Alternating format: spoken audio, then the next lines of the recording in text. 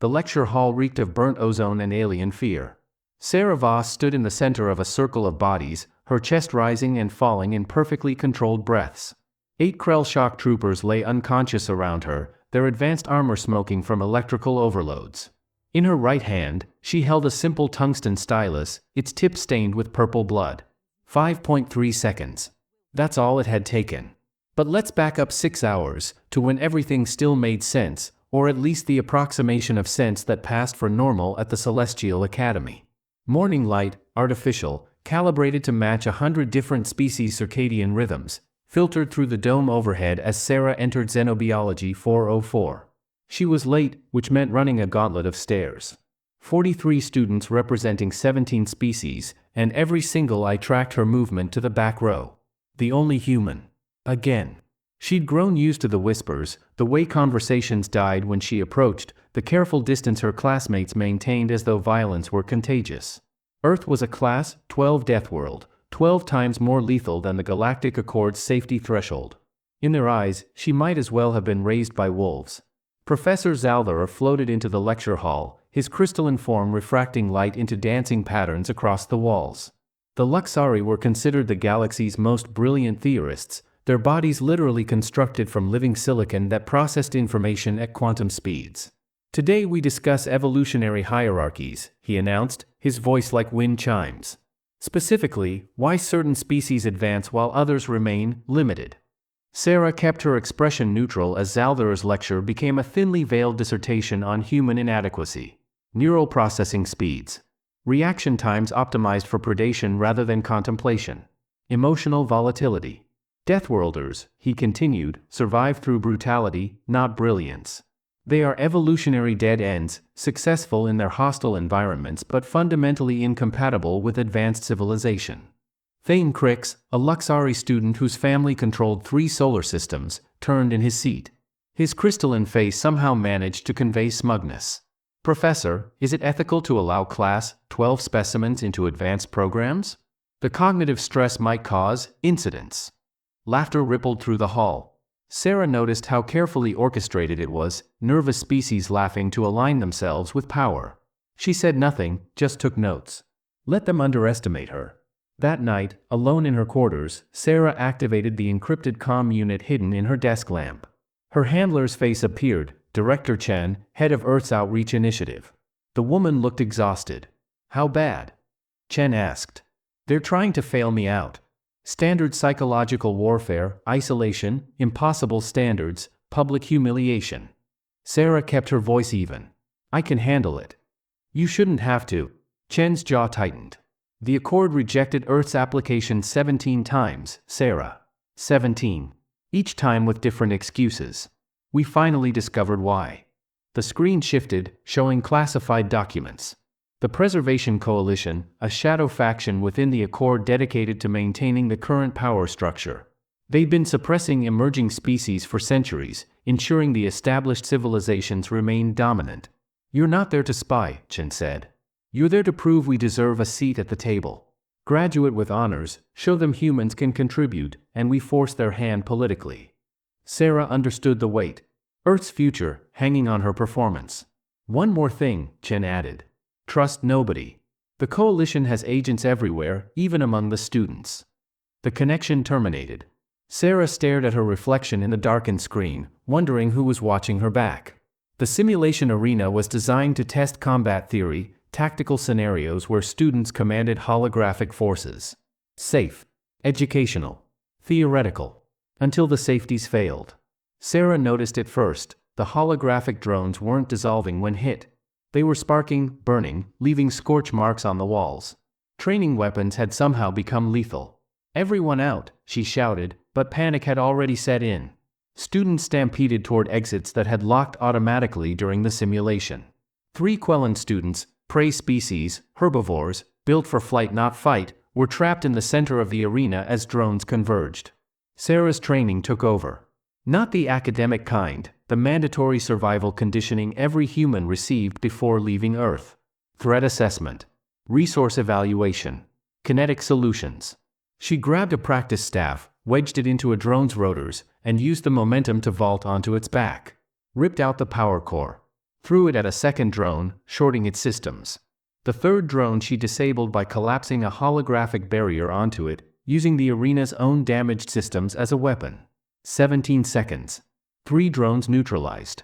3 lives saved. Security arrived to find Sera helping the shaking Quellans to their feet. The footage disappeared from official records within an hour. Kiva found Sera in the archives 3 days later. The Quellan moved silently despite her size, 2 meters of fur, muscle, and prey-animal instincts that had somehow produced a species of brilliant engineers. Her large eyes reflected ambient light as she approached. "I know what you did in the arena," Kiva whispered. "I also know you're being targeted." Sera's hand moved instinctively to the knife she wasn't supposed to carry. "Who are you really?" "Quellan Intelligence Service. We've been investigating the Preservation Coalition for 8 years. Kiva produced a data chip. The simulation malfunction was deliberate. They wanted you to fail, or better, to hurt someone. Proof that humans are dangerous. The chip contained financial records, communication logs, conspiracy stretching back decades. The coalition had orchestrated failures for 17 emerging species. Only 4 had survived the process. "Why tell me?" Sera asked. "Because my species was nearly destroyed by them 60 years ago. We were prey animals, unfit for the Accord. Then we proved them wrong." Kiva's expression hardened. "Now they're targeting you. And I need you to know." She hesitated. "Thane Crix's family are primary coalition funders. He's not just a bigot. He's an operative." Xenobiology 404, 1447 station time. Sera was analyzing protein structures when the doors exploded inward. Not opened, exploded. Shaped charges meant to terrorize. 8 figures in Krell military armor stormed through the smoke. Weapons raised. Not training weapons. Plasma rifles set to lethal dispersal. "Nobody move." The lead Krell's voice boomed through helmet speakers. "This is a message to the Galactic Accord." Sera's peripheral vision caught the micro-cameras on their armor. Broadcasting. This was theater. Students screamed. Professor Zalthar's crystalline body flashed in alarm. Thane Crix dove under a desk, eyes finding Sera across the room. Was that anticipation in his expression? They wanted her to react. To become the monster they'd painted humanity as. The lead Krell aimed at a cluster of students. Starting with the deathworlders' classmates. Sera moved. Not toward the Krell. Toward her desk. Grabbed her stylus. Calculated angles, armor joints, force ratios. Her instructor's voice echoed in her mind. "Violence is mathematics. Solve the equation." She threw. The stylus hit the lead Krell's weapon, triggering a misfire. While he stumbled, Sera was already sliding across the floor, grabbing a dropped data pad, hurling it into another Krell's helmet sensors. Time became fluid. Muscle memory, physics, controlled chaos. 5.3 seconds later, 8 Krell lay unconscious, armor disabled. None dead. The holding cell was transparent, broadcasting her every movement to the Accord's trillion citizens. Sera sat perfectly still, knowing the optics mattered. The edited footage had already gone viral. Human Deathworlder attacks peaceful demonstration. The coalition had removed context, showing only Sera's violence. Public opinion was turning toxic. Earth's admission application was frozen. Protests erupted on 100 worlds. "Ban the Deathworlders" trended across the galactic network. Sera had given them exactly what they wanted, except for one crucial detail. She hadn't killed anyone. Kiva appeared at the cell barrier, her security credentials granting access. The Krell were mercenaries. "I traced the payment to a shell corporation owned by Crix Industries." "Can you prove it?" "In a standard trial?" "No. The evidence would be suppressed." Kiva's ears flattened. "But there's another way. Ancient Accord law, trial by intellectual combat. You challenge your accuser to prove your worth through mental, not physical, superiority." "Who's my accuser?" "Officially? The Academy." "Actually?" Kiva's expression darkened. "Professor Zalthar just filed formal charges. He's also the Coalition's Academy director." Sera smiled coldly. "Perfect. I invoke trial by intellectual combat." The announcement broke the galactic network. No human had ever attempted this. Most species considered it suicide. Challenging a Luxari to intellectual combat was like challenging gravity itself. But Sera understood something the Coalition didn't. They'd spent so long believing their own propaganda, they'd forgotten humans could think. The tribunal arena filled with representatives from every Accord species. Billions more watched via quantum broadcast. This was history. Sera faced Professor Zalther across a holographic battlefield. The rules were ancient, 7 challenges testing intelligence, strategy, ethics, and applied science. First to fail 4 challenges lost everything. Round 1, Quantum Engineering. Design a faster-than-light drive using only theoretical principles. Zalther's crystalline mind processed algorithms at light speed, producing an elegant solution in 40 seconds. The crowd murmured approval. Sera took 3 minutes. Her design was slower, less efficient, but it included redundant safety systems and energy recycling.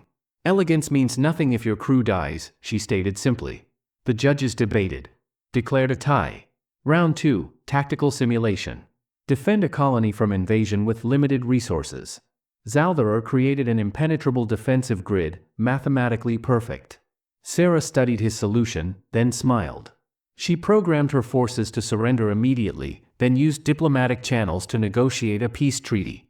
Why assume violence is the only answer? The crowd erupted. Some cheered. Others protested. The judges gave Sera the round.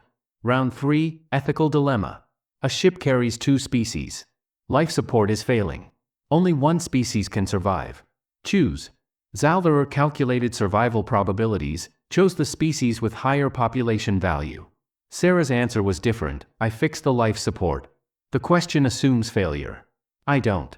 The final round descended into chaos. The challenge was unprecedented, a real-time scenario where a hostile armada approached Accord space.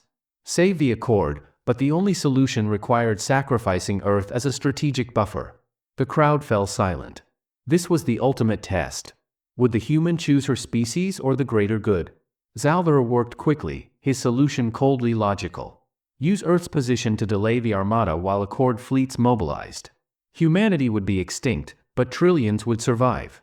Mathematically sound. Ethically defensible by utilitarian standards. He submitted his answer with crystalline certainty. Sera stared at the scenario, her hands shaking. 8 billion humans. Everyone she'd ever known. Her family. Her world. She closed her eyes and saw Director Chen's face. Prove we deserve a seat at the table. She submitted her answer, sacrifice Earth. But she added something Zalther couldn't conceive. A footnote explaining that she'd also designed an evacuation protocol using Accord resources, a redistribution of refugee populations, and a cultural preservation program. Earth would die, but humanity would survive, integrated into the Accord, scattered among the stars, contributing their knowledge in exchange for sanctuary. I choose the Accord, she said quietly. But I also choose hope. We can do both. Zalther's form flickered, processing.